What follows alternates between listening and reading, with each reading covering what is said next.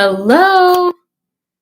Hello, everyone. Thanks for joining. Had some technical difficulties, okay? Mama's getting up in age, and this technology thing is getting crazy. So as you're joining in, make sure you hit the like button, share this. I'm excited to dive into some stuff and update everyone on what's happening, what I think about it, what I think you need to know. There's been a lot of information I've shared over the years, especially on these YouTube lives. And so I'll be doing some updates on some of those conversations. So let me know as you're coming in. Hit the like button. Jump in the chat. I do like to interact in the chat and talk to some folks, but we have quite a bit that I want to cover on here today about what's going on here in these Baltimore real estate streets. It's exciting. It's a really exciting time.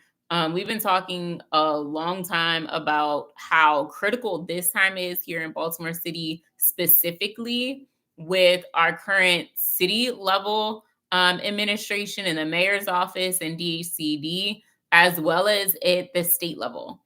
And the alignment between those two things really help to spur the development and the speed of development that we want and need to see here. And some of the announcements that have come out in the last couple of weeks has double, triple, quadrupled down on that, on the intentional collaboration, on the strategy, on the commitment to eradicate vacants.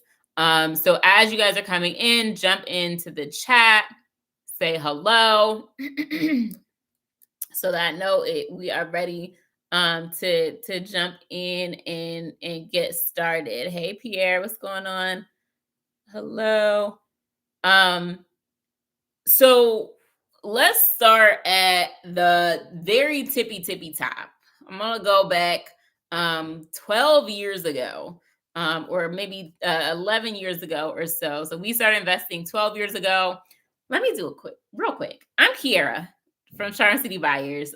Myself, my husband, my daughter, we invest in Baltimore. We are focused primarily on two things, and that is building wealth, leveraging real estate, and making sure that we're doing our part, that folks understand how to leverage real estate to build wealth. As folks talk about Black wealth becoming $0 coming up here in the next couple of years, our stance is not on our watch, right? If we have access to information, the resources and the tools to be successful in real estate, knowing real estate is a cornerstone of wealth building, we can make an impact on what that looks like. And the second thing that we're really, really committed to is building Baltimore. So Khalil is born and raised in Baltimore. I used to come here all the time growing up, and we're raising our daughter here. And so we want to see Baltimore reach its peak. And we want people to understand the beauty that is Baltimore and change the narrative on what people think about when they think of Baltimore. And so with that, obviously we do a lot of our own work in Baltimore. We've done several block projects. We started in rentals, started to do more renovations to sell, some block projects. We're doing some land development, some new construction work, always working with the community, with a community first mentality, really focusing on development without displacement, and making sure that we are not the only ones. And so over the last several years, probably the last about 6 or 7 years, we've also been making sure that more folks know and understand how to navigate Baltimore City real estate, leveraging the things that we learned the hard way and things that we learned, the right way on investing here and finding success here. And so we created our Next Gen Accelerator, which is our coaching program focused on investing in real estate in Baltimore. There is a free class coming up where I talk about investing in Baltimore. So feel free. That link is in the description if you want to do that. We do bus tours. There's one coming up as well. But we are really active in not only doing the work, but also representing the work and sharing with folks on how to be successful here in Baltimore. All right. So when we started investing in 2012, We bought our first property. We were outside of Baltimore. Our second one was here in Baltimore City. And at that time, there was over 16,000 vacant properties. And when we bought that property, it was actually on Luzerne in East Baltimore. Hi, Tony. Hi, Leo. And so when we bought that property, we were really looking at how much opportunity that people were overlooking here in the city. And we knew that in order for us to be successful, we needed more people who thought like us, who looked like us, who were really excited, young folks, like really excited to invest in real estate so that we could change the narrative on what it looked like to be landlords, be property owners here in the city. And so that 16,000 number was like emblazoned in our head to say, there's an opportunity to really get folks to understand that Baltimore is a repeat of the history that we've seen in Brooklyn, in Oakland, in DC, and all of these other places where we didn't see the opportunity in our neighborhoods first, or we had an opportunity to see the positives and the opportunity in our neighborhoods before someone else came in and cashed out, and showed us what our neighborhoods could be. And so in that kind of fast forward to today, now we are sitting at like 13,000 vacants. I think it's like 13,125 vacants or something like that. And when I say vacants in Baltimore, I mean property that have a vacant building notice. So in Baltimore City, there is a vacant building notice that comes from code enforcement. That's what categorizes a property as vacant when we're talking technically in policy and all that kind of stuff about a vacant property. So it's about 13,125 or so properties with a vacant building notice. Okay. Folks on East Baltimore, it's hard to get funding in the West. Oh, we can talk about West Baltimore. There's quite a bit coming to West Baltimore and a lot of things happening in West Baltimore that get overlooked. Historically, absolutely, East Baltimore got all the love because East Baltimore has who? Johns Hopkins, okay? And so Hopkins being the money bags, y'all know I like to talk about following the money. Johns Hopkins being the money bags in East Baltimore really became the anchor to a lot of the development in East Baltimore. West Baltimore has been building anchors themselves, and it's more than time for us to be focusing on over West. So we're actually doing some stuff over West as we speak. And so with that 13,125 or so properties with a vacant building notice, another probably 13 to 15,000 vacant lots, the city has really committed to eradicating vacants, which is a conversation that is not new. And so I will fully acknowledge that the conversation around getting rid of vacants is not new. They've been having it for quite some time. A lot of these vacant houses have been sitting there since the 80s, since the 80s, 90s, 30, 40-year vacants. So this isn't a new problem, and it's a complicated problem that takes a while to solve. But what's unique about today, like I said at the beginning, is that there is an alignment between the city and the state. And so with that alignment means that from a policy perspective, from an access to funding and capital perspective, just narrative wise, just a strategy, like where people's heads are, everyone's locked in on vacants. And that really, really matters. So you all may remember probably late last year, I probably did one of these lives when we talked about the $3 billion vacancy or ratification plan announced by Mayor Brandon Scott. So that plan is a mixture of the Baltimore City, the mayor's office, right? GBC, the Greater Baltimore Committee, which is an organization really focused around economic development and bringing business and capital into the city, and an organization called Build, which is a community organization, grassroots, primarily comprised of different churches and religious organizations in Baltimore City.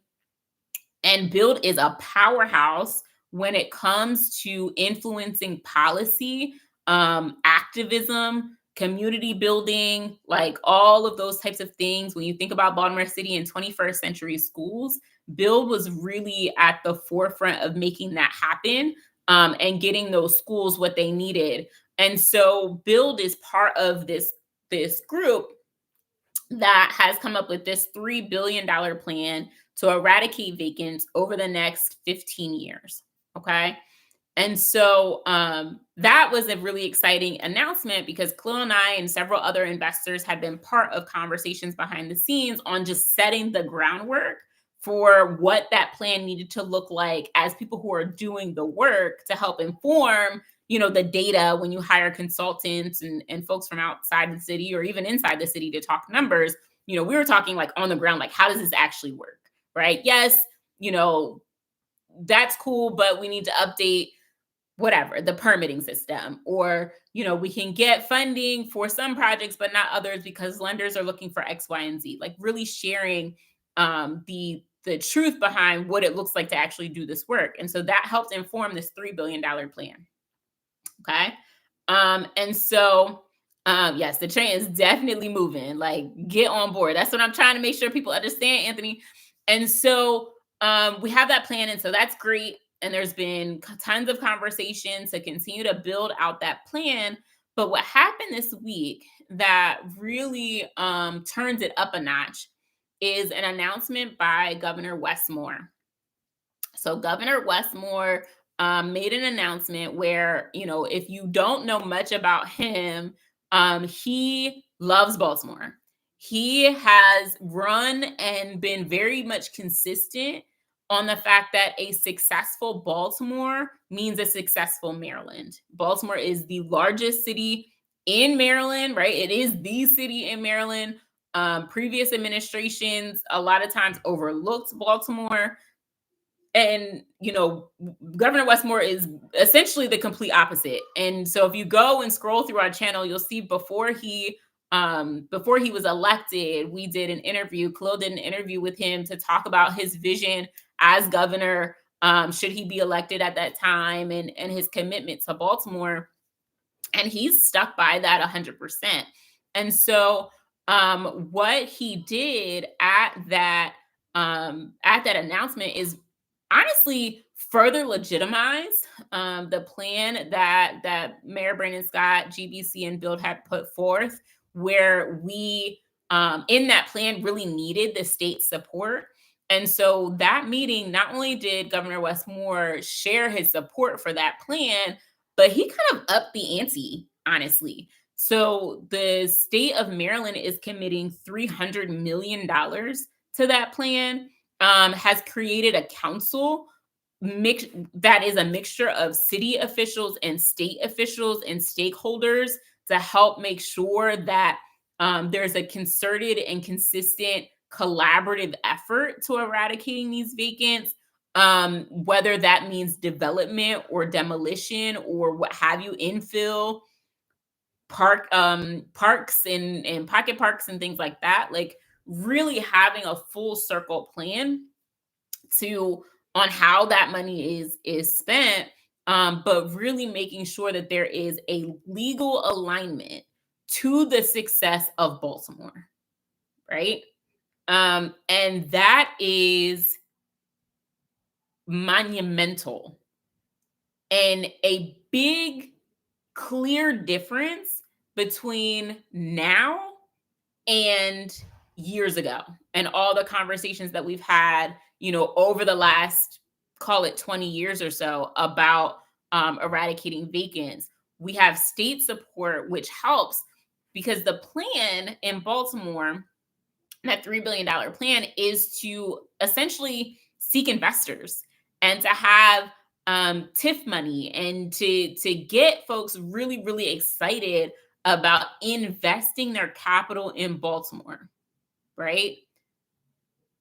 The city, from a credit perspective is one thing. The state of Maryland is a whole different, right? We're having a different conversation. It's like, you have, someone that has an 800 credit score co-signing for your car, right? You're gonna get a little better set of wheels. Okay. And so that's where we are. And that is a really, really big deal. And so behind the scenes, maybe not behind the scenes, but like leading up to this, there's been a bunch of different things that have happened that I don't know that people realize that it's all connected. Okay. So you have things like the fixed pricing program, or as many people like to call it, the dollar house program. Now, y'all know I do not like that it was branded that way, but the fixed pricing program. But what that did as a program is to essentially pilot or roll out a system where there is a streamlined approach to purchasing property from the city. And so as this all these funding sources come together, as all these things are happening, the city is going to be getting control of more of those 13,000 vacants. Okay.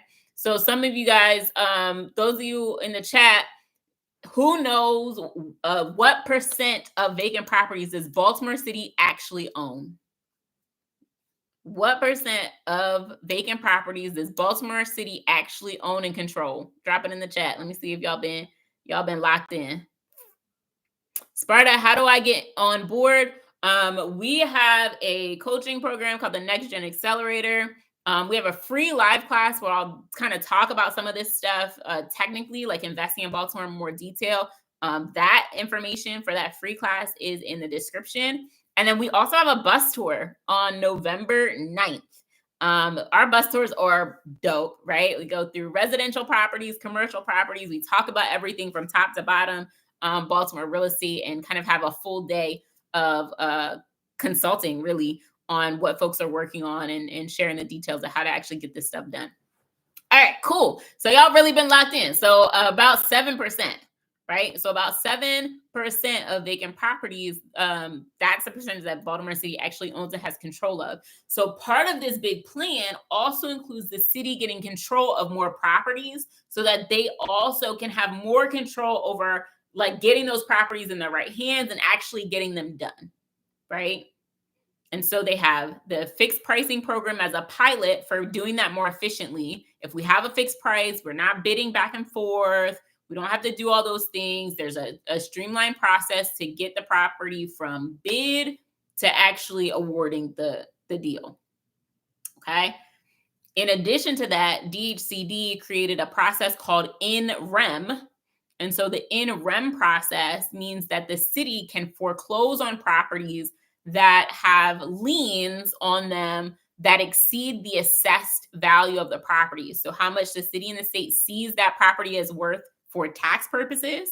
If there's liens, so like taxes, water bills, those types of things that supersede that assessed value, the city can foreclose. They built a team of lawyers on staff that can do that. And so that speeds up the process and gives the city access to more properties to get control of. Previously, one of their big ways to get properties out of hands of owners who were sitting on properties is receivership, where they would take the owner to court and then they would have to auction off that property to whomever, the highest bidder. The city never actually gets site control during that process. In-rem gives them site control. Fixed pricing program is one way that they can kind of test going from city owned, getting it to an investor, because they don't hold a lot of properties now, right? Yes, and it says they're starting to pick up the pace on tracking people. I've got a notice to build or else.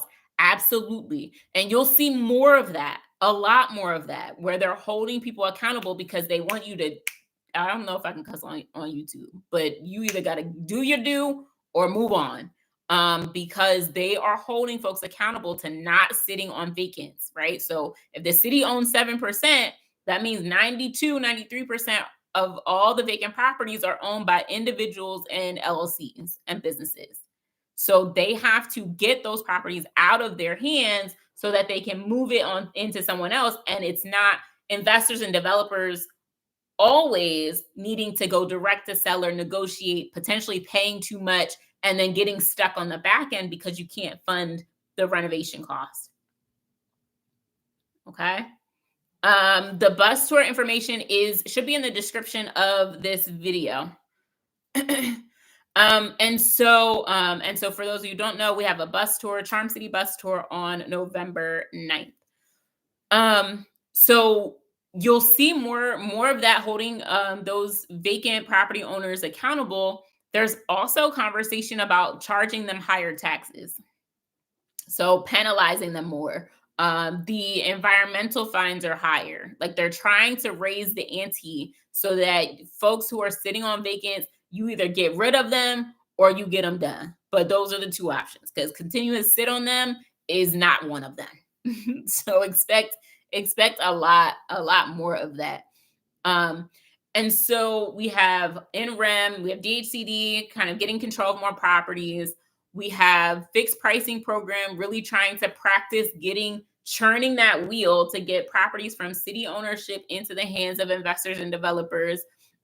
We have some programs where the city has even started to create grants and incentives for investors and developers, right? In the past in Baltimore, the grants and incentives were primarily for homeowners, people who are buying a house to live in it. And so it incentivized them to buy that house for down payment and closing cost assistance, those types of things. And then, but there wasn't really much for an investor or developer who is doing like a single property, right? Or doing onesie, twosie deals. Usually you would have to have a larger project and you're going for state money or larger grants where they might require you to have 8 to 10 properties at once on your application. Most people don't qualify for that. But this year, Baltimore City actually did have a program where investors and developers could get funding, could get a grant for a property up to $50,000 for an individual house. That $3 billion, I'd be very surprised if some of that money doesn't go towards a similar type program, right? So all of these things are kind of making its way to build the capacity to deal with what it looks like for a city that has control of more of those properties and needs to have those investors and developers who know what they're doing, who have some experience, who have access to build a team, who have the capacity to get financing, all of those pieces to actually get those deals done, right? And that kind of brings us to why we've been doing things like our Next Gen Accelerator that has invested over $10 million per year over the last several years on investing in real estate in Baltimore, or the bus tours where people come from all over the country to be able to learn and understand what's happening on the ground here, to even just like posts on Instagram, like see Baltimore beyond the wire or whatever you've ever heard, and understand the opportunity that we have here to learn from what's happened in other cities and other areas that have a similar story to Baltimore. Baltimore is the birthplace of redlining. We have a very, very complicated history. That means that we have a very complicated problem to solve. But when you have the right people and some dollars to solve it, I think we're uniquely positioned to do so in general. But specifically, our community of folks who've been learning and preparing for this time for all of these years, to say, hey, we're ready. We've been doing the work anyway. How do we help support the city in getting more of these properties done? And that's where we are now, which is really, really exciting. Let's see. So yes, there is focus on certain neighborhoods for a lot of the different programs. Most programs are going to be focused on certain neighborhoods for a variety of reasons, right? And so you asked Trusted Touch Homes, you asked earlier about West Baltimore. So an example of development happening on West Baltimore, one easy example is WNADA, the West North Avenue Development Authority, which is another example of Governor Westmore in the state of Maryland investing in Baltimore City real estate. And so WNADA is focused on the West North Avenue corridor. And so there's some areas that they're specifically focused on where they're investing in not only developers and investors, but businesses along that West North Avenue corridor to really spur economic and residential development. Um, Also around Coppin. So we were actually awarded the first kind of tranche of funding through WNADA for a program called Live at Coppin. So that Live at Coppin group of folks who are doing those projects, we're doing a few residential properties for faculty, staff, whomever at Coppin to be able to live within that Coppin footprint. Right. So that's an example of investment that's happening in West Baltimore. Now I could go through and talk about all of the investment that is happening and has happened in Park Heights and in areas like that. But West North Avenue Development Authority, or WNADA, is a really great example.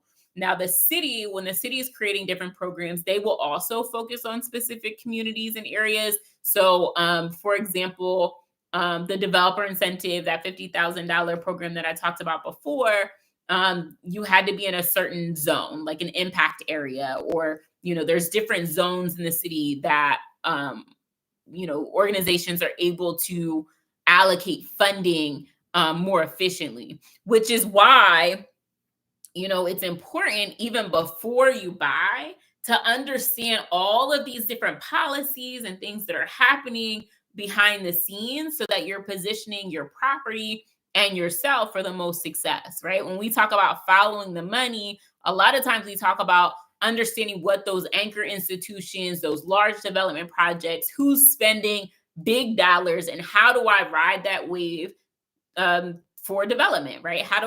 What properties do I buy nearby that are going to, rise in appreciation, or, really be able to grow because of that large development, right? A rising tide raises all ships. How do I be a ship? Like, sign me up, right? And so you look for those larger development projects. Well, in addition to that, it's also understanding policy. So it's understanding what areas are eligible for different sources or different funding sources, tax credits, things of that nature, so that you are playing the game, because it's chess.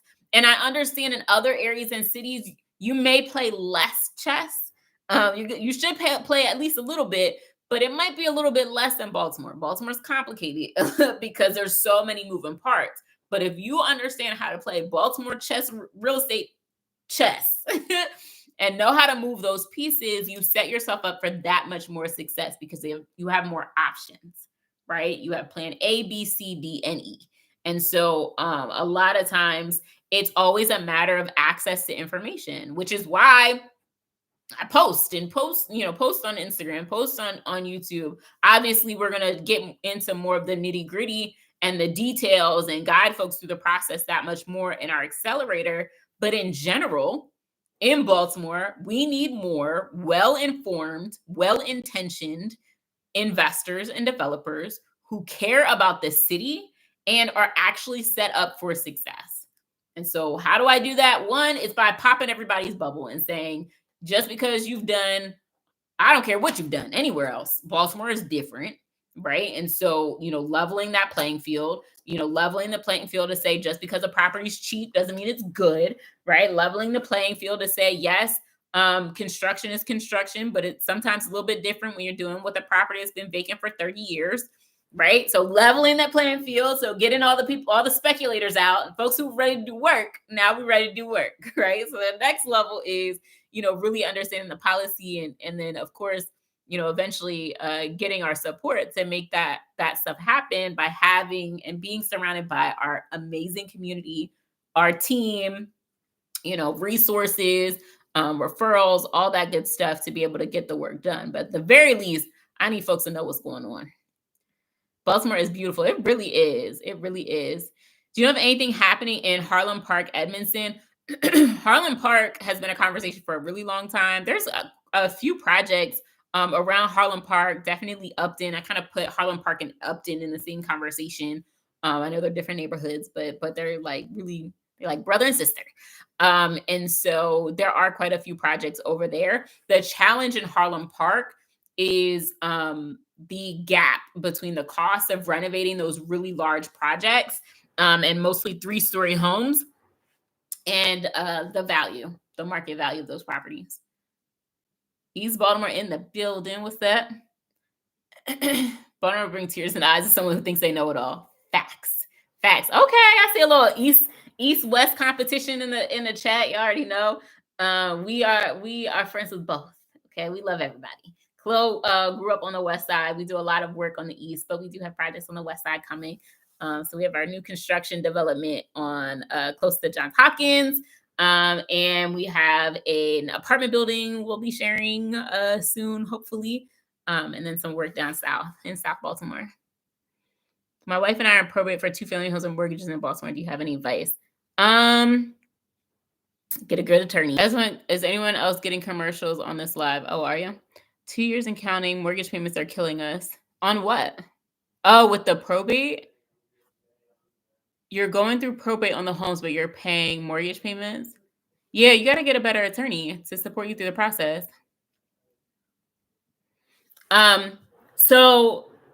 So here's what I recommend, right? Here's what I think that folks need to be doing. My mom always says, get ready, stay ready, so you ain't got to get ready, right? It's get ready season. Okay. It's get ready season. We have elections coming up, which I will be talking about the election season. I'm going to go through and talk about some of the questions that are on the ballot. So expect to hear more about that to, again, keep people informed. But you absolutely want to be prepared and get prepared as the new year comes in and they really start to put more policies and things in place. You want to be ready to take advantage. Okay. You want to be ready to take advantage. And so that might mean a few different things, right? Might mean financial, right? That might mean order water out to eat instead of some drinks, right? Save a couple dollars here or there. I personally, and this is for one reason, for really not much of a reason, but I am doing no Starbucks October. So if you see me walking down the street looking like a zombie, it's because I ain't had my coffee. But financially, right? Really putting on, tightening that belt and being intentional about what you're doing and what you're spending on and making sure you're getting a return on that investment, right? So financially, and then education, access, knowledge, like really building that up so that you are ready to move, right? So whether that means, if that means the bus tour on November 9th, if that means, I saw someone say that they took our class and they're ready to get back in the game, like now is the time, right? Now is the time to get locked in, to have the education so that when it's time, and understand how to move, or you're starting to get more and more of the confidence and understanding to make the right calls, or you're surrounding yourself with a community of folks who are getting that work done to help support you in getting that work done for yourself. Like all of those things are important to do right now, because once this train, literally and figuratively, like they're literally putting a train in, right? They're literally working on transportation, and all of these things are connected. All of them. There's millions and millions of dollars being spent by MTA right now and just updating even bus stops and, doing those types of things, because that's the same conversation when you talk about bike lanes. Oh, all of a sudden there was a bike lane and my neighborhood was gentrified, right? Those types of things. All of that is all moving simultaneously. And remember, although folks in Baltimore, right, we're talking about pricing, we're like, oh, it's getting expensive here. There's a whole country worth of folks who still think Baltimore is super cheap, when we think, how the heck are you paying $300,000 in that neighborhood? They don't know they don't know the history of that neighborhood, right? They're looking at the opportunity today and know what it looked like when they were in Brooklyn and nobody wanted to be there in the 80s. And then all of a sudden, they sold all their properties for pennies on the dollar because they wanted to get the heck up out of there. And now those houses are worth millions of dollars. Folks outside of Baltimore see that and they understand that, right? They see and understand Baltimore is probably the last or the most undeveloped waterfront city probably in the country, to be honest. We have all of these schools. We have all the top-notch, world-renowned hospitals. We have all of these things, these universities. We have all this stuff. That is amazing culture. Probably some of the best food on the East Coast. Like when we talk about Keith Lee that came here, he went to DC. He should have spent his whole time in Baltimore. Who go to DC to eat? You go to DC to brunch and munch. And that's not, I don't mean eat like we do in Baltimore. I mean, you get some apps to hold you over to the next spot you go to for brunch. Like, who goes to DC to eat? So that's a whole nother, I almost went down a whole rabbit hole, right? But it's true. Baltimore has this culture, has the vibe, has all of these pieces. And a lot of times we miss it because we're in it, right? I'm telling you, folks outside of the city, they understand it. They get it clear as day.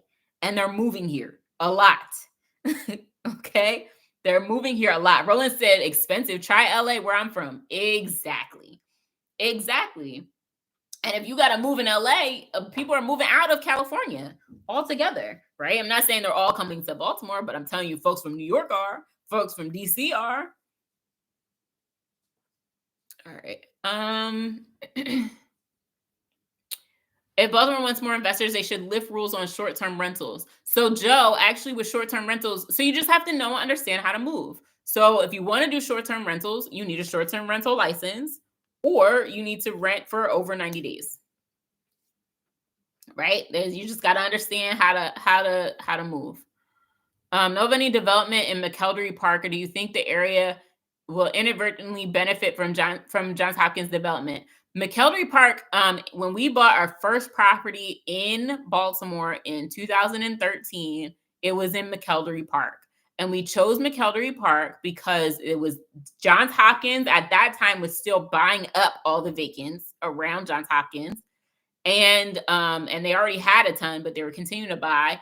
And Patterson Park really at that time was just really getting some momentum around development in around Patterson Park. And so McElderry Park is kind of in the middle. And so when we talk about following the money in that project, we were following the money of Johns Hopkins and Patterson Park and bought smack dab in the middle. That property we bought for like $25,000, maybe put $15,000 into it. And then we rented it for $1,100 a month for a couple years. And then by the time we sold it, the houses over there were going for like $165 at that time. They're still rising. So McElderry Park, I mean, it's, again, right? The best time to invest is always 5-10 years ago. But the next best time is definitely now. Because if you look at Patterson Park, there's not that many, there's really no more like big renovations left, unless it's someone that didn't sell 10 years ago. And you have folks that might be starting to get to a point where they're going to sunset on their tax credits. So like CHAP and things like that, that's a 10-year tax credit. They're starting to get to the end of that, which means their property taxes are going to jump and people are going to move.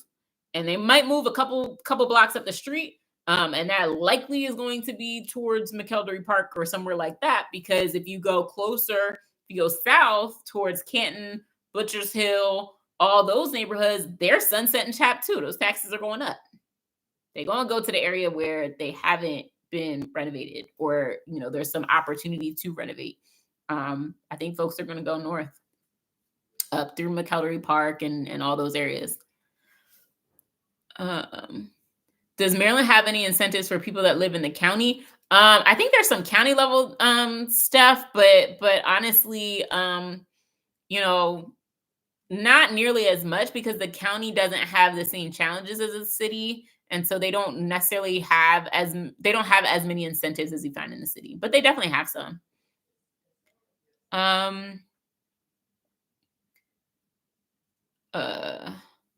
Going on the bus tour, also going on the Live Baltimore tour. Yep, Live Baltimore has their thing coming up. They're cool. Their tour is very different than ours. We get off the bus, go to properties. We're like, it's much more intimate, but The Live Baltimore tour is great for people who are looking to buy homes to live in it and want to just understand the neighborhoods and the process and how to be a home buyer, things like that. But yeah, that's dope. Glad you're going. We used to have a table. We used to do tables there and highlight investing for folks who are also interested in that. Yeah, the neighborhood I'm looking at is 4,000 or more. Exactly. Exactly. And there's more and more neighborhoods that are at that price point. Now, I think as a city, what we need to do is make sure that our residents have the access to education, trainings, things like that, and transportation so that they can level up on their income and also be able to get back and forth to work. So the Red Line, which is a big project supported by Governor Wes Moore, will help connect East and West Baltimore through a the train system. And honestly, and I'll actually just quick plug, I guess, for the metro. People don't use the metro the way they should. That metro goes from north to south. So like from Owings Mills down to Johns Hopkins. I take that sometimes. Khalil takes that sometimes. Like we hop on that, and if I'm in the city, we only want to have one car and whatever, and he'll take that to come south. Like people don't use it. It's like chill. Like I don't get it. I don't understand. I challenge you all to jump on the metro at some point. Um that is a great homework assignment. Let me know how simple it was. It's $2 one way to jump on the metro. Um I live in DC. I come to Baltimore to eat. You have to, because who's paying to eat? Who's paying that much to eat in DC? And it don't hit you in your soul like it does Baltimore. I am a foodie. I like to hang out with my Charm City table friends. We go out and we've gone and met up to eat a couple times. I love to eat. She has my dream job. My dad came down from New York in 2018 and said Baltimore is Brooklyn 20 years ago. Exactly. And I've been saying that for most of the last 10 years. And I think people are starting to get it more and more. I actually heard a couple days ago someone had their family from New York. And they were talking about how Baltimore was like, they see like everything, the culture and the arts and all this stuff. Like our daughter is in a play right now at a theater in Baltimore because we have an actress in our household. And so to be part of, even the art scene that much more now. And we have Micah, and we just have like just really dope artsy people. We have the arts district in West Baltimore. I know we were talking about West Baltimore before. Like all of that stuff matters. And so we have all those pieces, but what we didn't have is the policy and funding and access to projects in the past that they're really setting it up to have in the future. They're really setting it out. And when I say the future, I mean expect to see some stuff in 2025. Expect to see it. Because you think about election cycles and things like that, when everybody is locked in on this type of project, not only is it about the project, it's about getting results because I want to stay in office, right? Or I want to go to a different office, or I want to continue in my elected career. We got to make some progress because time to start campaigning for the next round for governor and mayor is coming up. And so this policy on the state level, that was an executive order. He decided that's what's happening, right? And that matters. That matters. Expect things to move through 2025. I'm telling you. Yes, I love some of the shout outs of restaurants in the chat. Yeah, for sure. What about getting property, land, and OTC tax sales? The tax sale process, that is, you can definitely do that. You have to go through a full foreclosure process. But tax sales in Baltimore is an option. That's something that comes up in the spring every year. So I remember seeing you all at the church in McElderry. Yeah, because we were working in that area, and we were doing actually work with the land trust. So that first property I mentioned is now one of the community, the Charm City Land Trust homes. So the first property we ever bought in Baltimore is now permanently affordable in the city of Baltimore. Um, West Baltimore is a gold mine. Definitely under it's, I mean, definitely um a hidden gem. And partly because of the cost of construction versus the property values in some of those areas. But as these narratives and conversation shifts and people see and understand what's happening, and there's funding, and we're supporting businesses, and we're, making these, helping to support the community of these neighborhoods, it's not going to be a best kept secret for long because people are going to find out. Nixon, the links to our bus tour on November 9th, our free class that's coming up if you want to take a free class, as well as I think the link to Next Gen Accelerator is in the description. If not, it will be in the description after we jump off here. Property taxes are out of order. I just seen a house jump from 2,500 to 3,800. All right, so let's talk about property taxes. So I'm actually on a working group with the mayor's office to talk about property taxes and property tax credits. Okay. So first and foremost, when you're seeing those properties jump, $1,000, a couple $1,000, that is the appraised value increasing on the property, right? It's not the tax rate increasing, it's how much your property is worth from an assessed perspective by the city and the state, how much is worth increased. The tax rate stayed the same. Okay. So every 3 years, your property is reassessed. And so every 3 years, they're going to look to see what's happened in the market and readjust your assessed value of your property. And that's what changes your actual taxes. So one, everyone's seeing jumps because COVID and everything else. Property values, the cost of living in Baltimore has increased because property values have increased because there are more households, more people are living in Baltimore, more households in Baltimore now than there were a couple years ago. Okay, so that's one. So that's actually a good thing, right? Property values are increasing.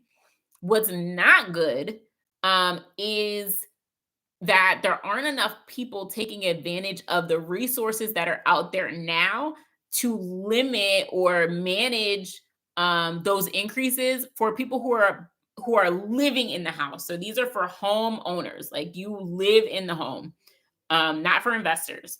But if you live in the home, you need to do the homestead tax credit. That is for Baltimore. That's for any county in the state of Maryland.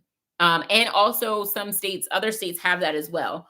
But especially in Baltimore City, if you complete your homestead tax credit form, your taxes will only increase 4% per year. So if you have a big jump because folks have been doing big renovations, property values have shifted a lot, those types of things, if you do that homestead tax credit form, you're limited to only increasing 4% per year. There's not enough people doing it. There's a lot of reasons, in my opinion, why. Believe me, I say them all when we're in the meeting. But that is a big deal for homeowners. So as an investor, as a developer, I'm going to inform my buyers. That's something that we do, is inform our buyers about those resources. Agents, you should know and understand and make sure that your buyers are filling out that form, because it opens you up not only for that 4%, but also any other tax credits. Most other tax credits require you to do the homestead tax credit form to get access to other things. So make sure folks are doing that. That's my plug for that. In addition to that, part of what we're asked to do as part of this working group is to review all the tax credits, suggest changes, and talk about kind of the tax rate and what options we have to make adjustments and changes. So I have a seat at the table to help influence what maybe property taxes look like, and or tax credits in the future in Baltimore City. When I talk about stuff, for the most part, unless I specifically call out other counties, I'm focusing on Baltimore City. Baltimore County doesn't have the same level of complication, and so I don't usually specify them. Um, Most foreign countries don't charge property tax to finance schools. Yeah, I mean, there's different systems for a lot of things, but the property tax is helping to pay for schools and streets and all that kind of stuff. That's just how we're structured here in America. Um, we do, as part of our Next Gen Accelerator, we do help connect folks to make referrals to contractors. We actually have a GC, a general contractor that hosts sessions, live coaching sessions, and answers questions, even if you aren't a client of theirs. Um, every month, once or twice a month. So you not only do we refer, but you also have direct access as part of our team to be able to get another set of eyes on things or feedback on what you're hearing from your contractor or problem solving help or what have you when it comes to construction. I brought my house strategically by the end of the metro. There's so much shopping at the end of it. I'm only 5 minutes from downtown. I take it all the time. It is. It's so underutilized. Um, so there is conversation about a high-speed rail to connect DC to New York that would go through Baltimore. So that's part of the upgrading of the Amtrak lines. So that's through Amtrak. So they are upgrading the lines to support higher speed trains. There's like the Elon Musk, his train thing that's been a conversation for some time here as well. How about introducing cash payment reparations for Black American freedmen of chattel slavery in Baltimore, Maryland? I mean, I'm for it. I'm all for it. I'm to run me my money. What are your top 3 restaurants? Oh my goodness. I have to come back to that. I just love to eat. Have we ever considered a model of working with smaller builders and we could pay you all for the work with your to work with your teams like a monthly run rate? I mean like a developer fee. We have done stuff like that for sure. We've also what we've really done, which is a heck of a lot cheaper, is next gen getting access to a lot of that information and all those things. Obviously, they're doing it on their own. We also have a mastermind. I know I didn't mention that before. Typically, I talk to that only with folks within next gen have gone through that process, but we do have a mastermind.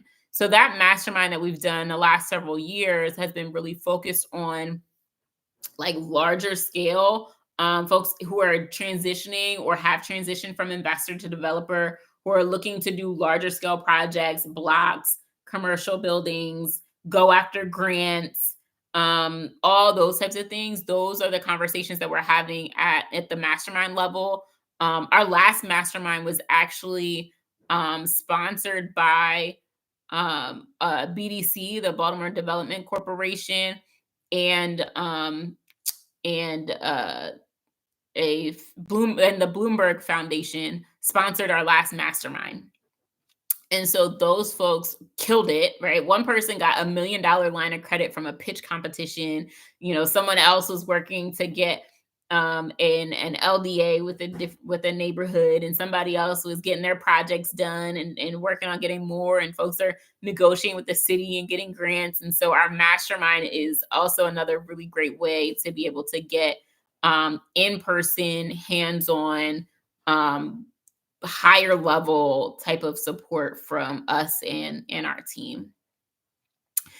Voting in your local election is critical to everything. Like every year we talk about local elections, we talk about electing folks in the city council, we talk about the local questions on the ballot, which I'll be doing a session on that probably within the next few weeks or so to go through that in detail to make sure folks know what they're reading. Because usually you get in the box and you're like, yes, no, you don't really know what they're talking about.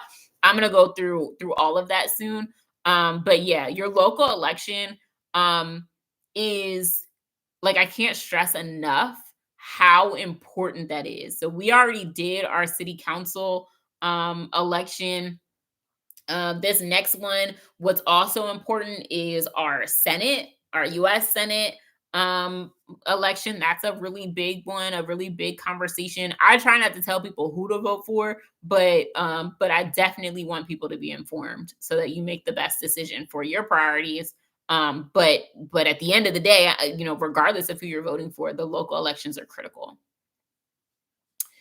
Um, it's a land trust.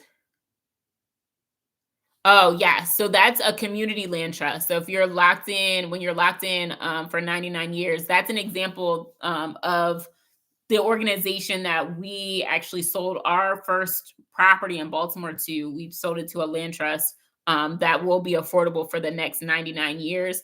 To buy a land trust home, you have to hit their affordability requirements, their income requirements, and then you're limited on when you buy that property on what you can sell it for. So really, that buying a property from a land trust, in my opinion, is more about having the opportunity to own a property and have an affordable option to own a property, but it's not necessarily a wealth building tool, at least at a large level, because you're limited in how much you can sell it for over time. So if all the houses around you triple in value, you're not going to be able to capture all of that, which honestly is one of the challenges I had with, kind of balancing the goal of the land trust and then how they limited the equity.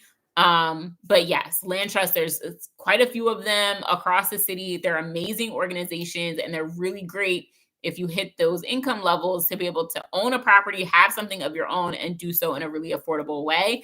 And it kind of holds space by keeping those properties low, which is kind of my push and pull of how I feel about it. Keep those prices low so that forever, for the next 100 years, 99 years, this property is going to be affordable. It's going to be for someone who is making, a percentage of the median income in this area. Um, Is a homestead tax credit available to both parties, husband and wife in a household per household? It's for owner occupant, so it's by property. So for the owner of the property, but it's by property. So if the husband and wife live in the same house, then one it's still one application. Um I went to I had an amazing time. Chloe had an amazing time. We went to Ghana not that long ago and enjoyed every bit of it from top to bottom. So I'm tired of being my own GC. Oh, Google Translate keeps begging me to leave it alone. That is funny. Good info about the contractor connection if y'all are needing multifamily architectural design. Awesome. We have on Instagram, there's a link in our bio to join our list of kind of companies and potential referrals. So go to Instagram, the link in our bio, and submit your information there as a architectural designer. Um, I'm going to do a video specifically about all the questions on the ballot. So I'll probably do that most likely next week. I got to double check when the early ballots are due, the mail-in ballots. Senate race here in Maryland is crucial. Absolutely. Mastermind not on the scene. No, it's not. It is definitely you only know if you know if you know. So if you're interested in the mastermind and you think you're at a position to be able to apply and go through that process, because there's an application and there's actually a screening call and all that good stuff, email support@charmcitybuyers.com and we'll send you the application. I heard that there's no high-speed internet. Where? I can't even tell you how much the city has spent on the digital divide so that everyone has access to internet across the city. They've done a lot of that work in most of the city. I'm sure there's some areas that still need to also do it, but to like table stakes, like high-speed internet. And so the digital divide project has been going on for the last couple years here in Baltimore City. I can't answer the question about reparations any more than I have. I would take it if they have it. I mean, I'd love it for them to do it not only in Baltimore, but in general. Um, awesome. Cool. So yeah, so I want to trying to think, should I tell y'all the secret?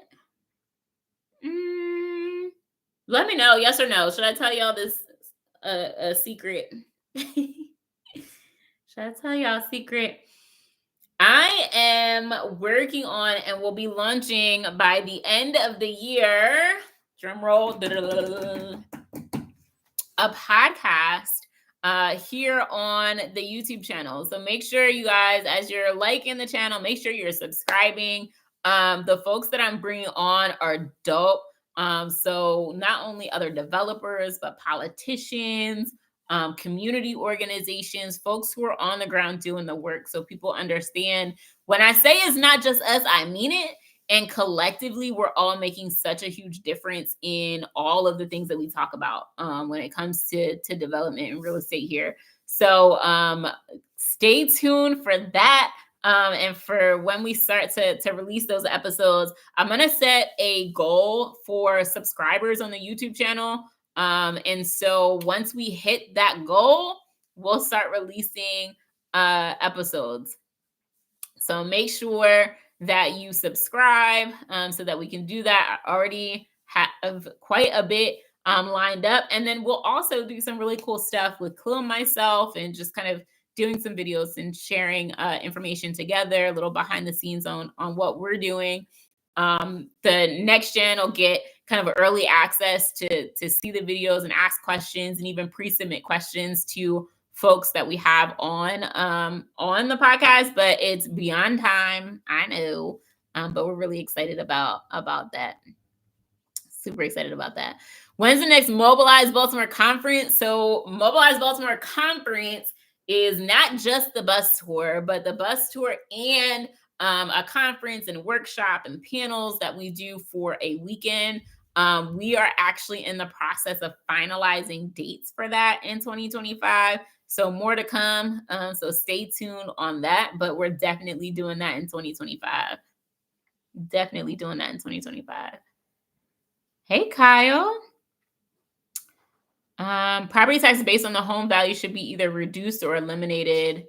Property tax rate needs to be eliminated. Okay. Well, I'm not an elected official, so should I use the referral link on the site to add an architectural designer to the network? Yeah, sure. Go for it. We'll screen through it. There's it doesn't automatically mean we're going to send you people, but it does give you first is when we're looking for folks or we need something, we go to that list first. Thank you. Thanks, guys. Awesome. All right, y'all. So I hope you guys have a wonderful evening. Enjoy all the charm that Charm City has to offer. We finally got some sun out here after several weeks of clouds and rain. Thank goodness.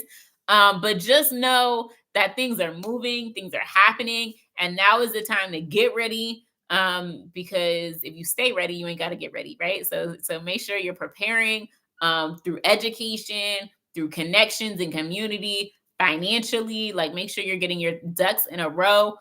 With us, we do have free classes. So make sure you go to the description. You can sign up for our next free class. Our next Charm City bus tour is November 9th.